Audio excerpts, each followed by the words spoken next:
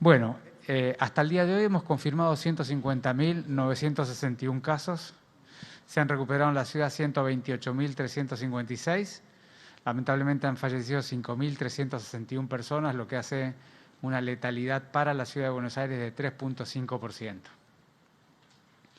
Aquí pueden ver, como siempre les mostramos, las curvas de casos día por día de toda la serie, ordenados por el día que se tomó el hisopado, y como podrán constatar, estamos completando una curva epidémica de la ciudad que naturalmente vamos a trabajar para que sea la primera y la única ola, o mitigar o disminuir al máximo la potencialidad de un posible rebrote, como ha pasado en otros lugares del mundo, ¿no es cierto? Aquí podemos ver los mismos datos presentados de otra manera, con lo que se llama técnicamente la media móvil de los últimos 7 días, y representa más o menos el mismo concepto. Ha ido descendiendo desde los 1.300 casos promedio por día a los 400 casos promedio por día que tenemos ahora, y esperamos seguir trabajando para poder completar esta ola, como decíamos recién. Aquí podemos ver por grupos etarios, de grupos de A10, de 0 a 9, de 10 a 19 y así paulatinamente, la cantidad de enfermos que hemos confirmado por PCR en la ciudad de Buenos Aires. Ya hemos visto el otro día el estudio de cero prevalencia, que muestra una relación de 1 a 3 entre los confirmados en PCR y los verdaderos enfermos. Pero aquí lo que podemos ver son las personas confirmadas por PCR década por década. Como siempre decimos, la mayoría de las personas, el 81% de los que han dado PCR positiva, tienen menos de 60 años.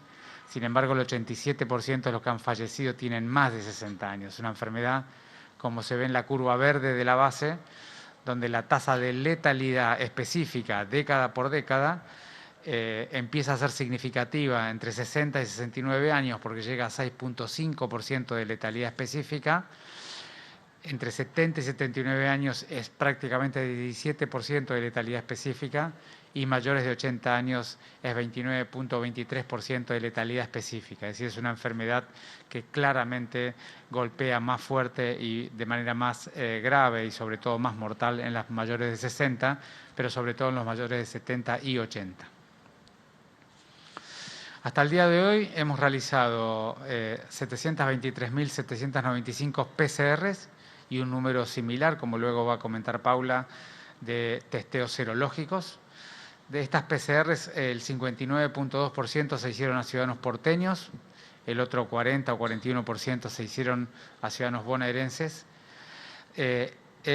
Seguimos descendiendo la tasa de positividad de las PCRs, seguimos intensificando toda la estrategia de investigación epidemiológica, rastreo y testeo. Estamos haciendo una cantidad muy importante por día de testeos sobre asintomáticos que han sido contactos de enfermos, e invitamos a todo contacto de un enfermo que se acerque a uno de nuestros dispositivos o que los busque en la página del gobierno de la ciudad. Allí están todos, para que se acerquen a testearse si han estado en contacto con algún enfermo. Y toda esta estrategia de intensificación de investigación, rastreo y testeo, por supuesto que nos está ayudando a descender el porcentaje de positividad a un valor que al día de hoy es uno de los más bajos desde el inicio de la serie, que está en el 15%. Y alcanzamos una tasa de testeo cada 100.000 habitantes en la ciudad de 13.935. Gabriel. Gracias, Fernán. Buenos días. Para continuar con el informe del dispositivo Detectar, hasta el momento se han testeado 144.337 personas, de las cuales 31.943 dieron como resultado positivo. Seguimos trabajando en 28 puntos de testeo. En este momento, con la unidad sanitaria móvil, estamos en el Centro Cultural Julián Centella, en la avenida San Juan al 3200, cubriendo los barrios de San Cristóbal, Valvanera y Boedo. Como decía Fernán, se pueden presentar a este dispositivo o a cualquiera de los 28 puntos del Detectar. Cualquier persona que haya tenido contacto con alguien positivo en el 7º día, a todas estas personas le recomendamos el testeo. Pueden consultar en buenosaires.gov.ar/detectar cada uno de los sitios. En relación a los barrios populares, continuamos en descenso la curva, como se ve ahí. En el día de ayer se han reportado 11 casos entre todos los barrios populares. En total ya se han diagnosticado 17.235 personas y se han recuperado 16.046. Lamentablemente fallecieron 272, lo que arroja una tasa de letalidad del 1.5. Continuamos con Paula con el informe de geriátricos. Gracias, Gabriel. Buenos días. Bueno, en relación a los geriátricos de la Ciudad de Buenos Aires, llevamos realizados 23.321 PCR, a través de los cuales hemos podido diagnosticar 5.376 personas que padecían esta enfermedad, de las cuales cuentan con un alta institucional, han atravesado favorablemente la enfermedad 4.238 personas y lamentablemente, como lo explicaba Fernán al inicio, es una población que tiene la mayor tasa de letalidad específica, por lo cual lamentamos el fallecimiento de 1.005 personas. Y en relación al test serológico que se realiza a todo el personal esencial que trabaja en los efectores de salud, los trabajadores de los geriátricos, también en fuerzas de seguridad, personal de desarrollo humano, transporte, hemos realizado 726.114 test serológicos, de los cuales han sido positivos 26.345. Como siempre les contamos, a estas personas se les realiza posterior e inmediatamente una PCR, un hisopado, para poder hacer el diagnóstico temprano de la enfermedad, tanto a estas que fueron positivas a través del test serológico como a las personas que comparten ese espacio laboral. Y a través de esta estrategia se han detectado 7.168 personas con una PCR positiva. La tasa de test serológicos realizado en la Ciudad de Buenos Aires cada 100.000 habitantes es de 24.203. Muchas gracias. Ministro, funcionarios, buen día. Matías Panza para Multivisión Federal. Llegan novedades del mundo, la vacuna Pfizer en el día de ayer. Empiezan a llegar buenas noticias vinculadas a la vacuna del coronavirus. ¿Qué le podemos decir a la ciudadanía? ¿Cuál es el mensaje para darle en medio de una ansiedad lógica que se genera aspirando de nuevo a la normalidad? Gracias. Gracias, Matías, por la pregunta.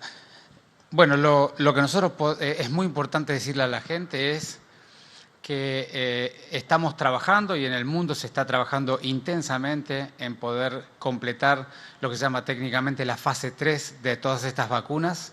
Eso significa confirmar científicamente dos elementos. Por un lado, cuál es el grado de seguridad que tienen las vacunas, qué tipo de efectos adversos tienen y en qué proporción y sobre qué grupos de la población los tienen de manera más marcada. Entonces, por un lado, todo lo que es la seguridad y por el otro lado, la eficacia, cuánto previenen la enfermedad. Todavía tenemos muy poca información, solamente ha aparecido un reporte periodístico en el día de ayer sobre la vacuna de Pfizer, pero seguramente en las próximas semanas tendremos la apertura técnica e información científica de tanto esta vacuna como de algunas otras que están prometiendo a lo largo de noviembre y diciembre hacer el primer corte interino de la fase 3. ¿Qué significa eso?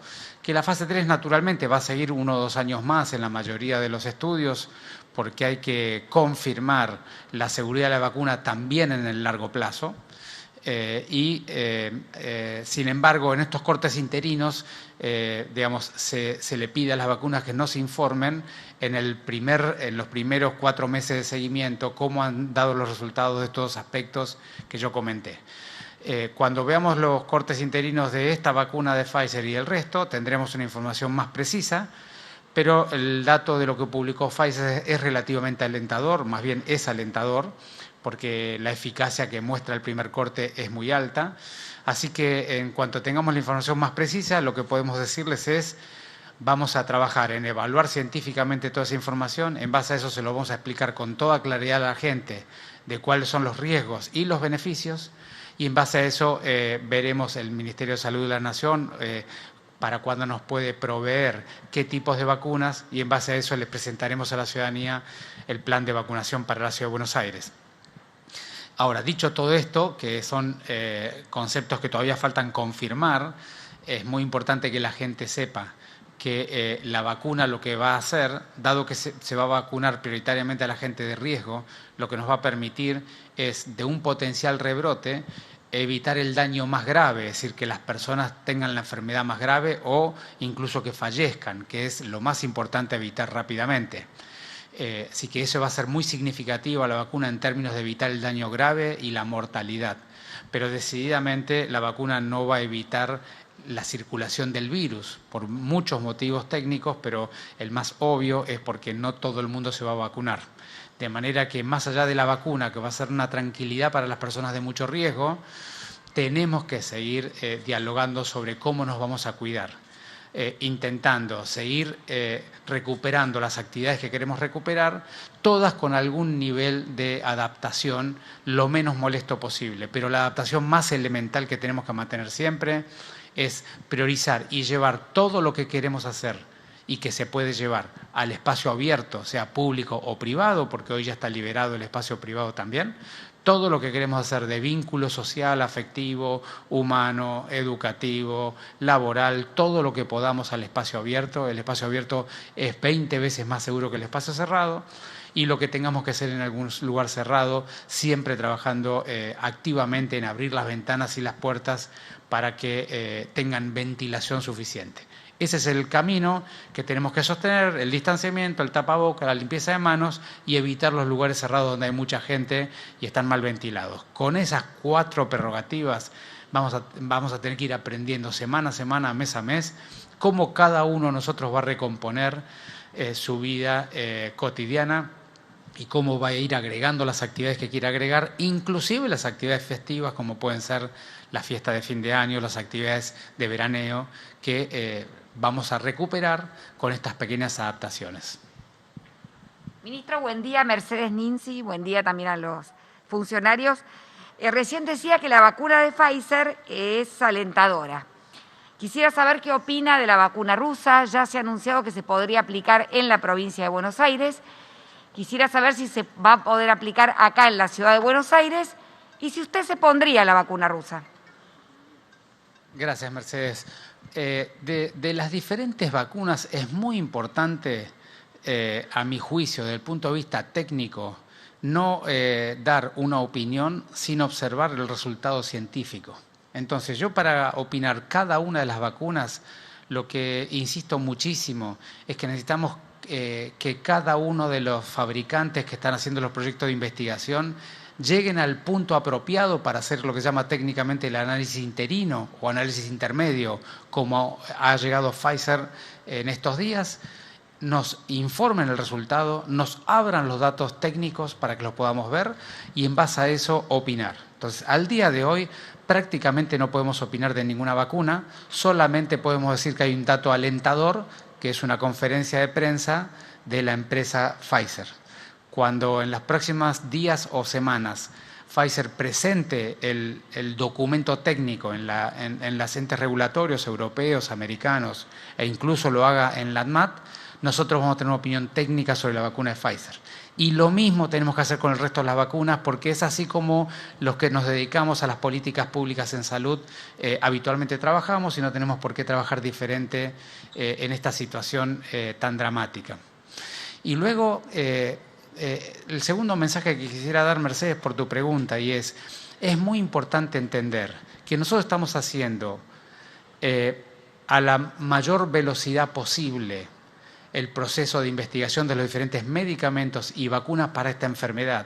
Y hablo de la mayor velocidad posible porque hay una combinación de fenómenos. Por un lado, el drama, el daño, el dolor y la destrucción que está generando esta enfermedad en la humanidad, que nos obliga a ir a la velocidad mayor posible, y del otro lado, la prudencia, los criterios de investigación en humanos y los criterios de seguridad que tenemos que tener para aplicar masivamente medicamentos del otro. Ambas cuestiones tienen que balancearse de manera apropiada. Dentro de ese balance, para estas vacunas se han acordado estándares internacionales de evaluaciones interinas o intermedias que hay que cumplir. Cuando la vacuna AstraZeneca o las diferentes vacunas chinas o la vacuna rusa alcancen estos estándares de cuál es el momento del análisis interino o intermedio, que tiene que ver con haber incluido una cantidad suficiente de personas, de haberlas seguido al menos 2 meses de promedio luego de la segunda dosis de la vacuna. Cuando se alcancen esos estándares que son reconocidos internacionalmente como suficientemente seguros, tendremos la información de la vacuna rusa y sabremos si es aplicable en los humanos de manera masiva o no, o hace falta más investigación. Y no es conveniente esta primera fase de vacunación, dado esta aceleración de los procesos, digamos, la vacuna debe ser aplicada a los grupos de mayor riesgo. ¿Por qué? Porque los grupos de mayor riesgo es tal el impacto y el daño que tienen, que es el grupo donde primero hay que aplicar las vacunas de este tipo, que han sufrido hasta el día de hoy análisis interinos. Entonces, dado que el análisis interino es suficientemente seguro, pero no tiene el seguimiento a largo plazo, no parece razonable darle la vacuna a personas de menor riesgo. Y en este sentido, los que no somos grupos de riesgo, como mi persona, no debemos vacunarnos y por lo tanto no es una cuestión si me la aplicaría o no, porque no corresponde que discutamos entre los que no tenemos riesgo la aplicación de una vacuna que todavía no completó la fase 3 en el seguimiento de 2 años. Entonces, si puedo resumir un poco porque se hizo un poco largo, necesitamos discutir y explicarle a las personas de riesgo, mayores de 60 años, con comorbilidad, trabajadores esenciales, cuál es la información que tenemos con toda transparencia y claridad al momento de los cortes interinos, que son cortes formales y controlados de cuándo se puede reportar, y con esos resultados decirle a la gente, este es el beneficio, este es el potencial riesgo, y cada una de las personas en esa condición podrá elegir. Pero los que no somos grupos de riesgo no somos parte de este debate. Ministro, buen día. Funcionarios, Hernán Mundo de Radio Nacional. Preguntarle si ustedes ya tienen certeza en el ámbito de la ciudad de cuándo van a poder efectivamente reabrir los teatros. Hemos tenido acceso al protocolo, que es muy minucioso, en materia sanitaria, en materia de cumplimiento de medidas. Y preguntarle en ese sentido, ministro, si usted cree factible, dado que tiene muchos detalles y muchas exigencias, que muchas salas de la ciudad efectivamente puedan abrir a partir de esas condiciones. Bueno, como hemos discutido, primero agradecerle a todo el equipo y el grupo de teatro el acompañamiento, cómo han podido trabajar técnicamente con nosotros para que podamos hacer ese protocolo tan detallado que vos decís, ¿no? Que es un protocolo que es cumplible y es acordado con ellos. Lo segundo que tengo para decir es, nosotros necesitamos ir recomponiendo y retomando las actividades de la vida diaria y que las personas necesitan por razones tanto personales, afectivas, vinculares, pero también económicas, por supuesto, dentro de un marco de cuidado general. Entonces, en la medida que la situación epidemiológica y la seguridad de las ventilaciones y las circulaciones de las salas nos lo permitan, iremos dialogando los niveles de aforo. Al día de hoy, dada la situación actual, este es el aforo que consideramos entre todos que era el más apropiado, ¿no? Y luego, ¿para cuándo? Yo entiendo que es una cuestión de horas. El protocolo que hemos acordado y que yo creo que es suficientemente seguro está en manos del Gobierno Nacional, entiendo que en el Ministerio de Salud de la Nación, y seguramente en las próximas horas tendremos el protocolo terminado. Si el Ministerio de Salud de la Nación considera que debemos hacer algún ajuste técnico, por supuesto que estamos disponibles para hacerlo, y esperemos que en las próximas horas, a lo sumo unos pocos días, todo el grupo de teatro tenga la respuesta formal y el permiso desde el Ministerio, desde el Gobierno Nacional. Buen día, ministro, funcionarios. Ariel Rodríguez, de Cadena 3. He sabido que la ciudad de Buenos Aires cuenta con un protocolo de interrupción del embarazo para casos puntuales. Ahora, la secretaria Legal y Técnica, Vilma Ibarra, anunció que el presidente va a enviar en el curso de este mes al Congreso para tratamiento en extraordinarias el proyecto de interrupción legal del embarazo. Bueno, me gustaría pedirle su opinión personal o institucional, cualquiera de las dos, supongo que coincidirán, pero en este caso me interesa escucharlas, doctor. Sí, nosotros ya tenemos un protocolo que es una ley de la Ciudad de Buenos Aires que le da respuesta a la situación en nuestro territorio, y por supuesto que estaremos atentos a lo que disponga tanto la Cámara de Diputados y Senadores al respecto de esa ley, y adaptaremos la situación del Ministerio de Salud a lo que las cámaras dispongan. Muchas gracias.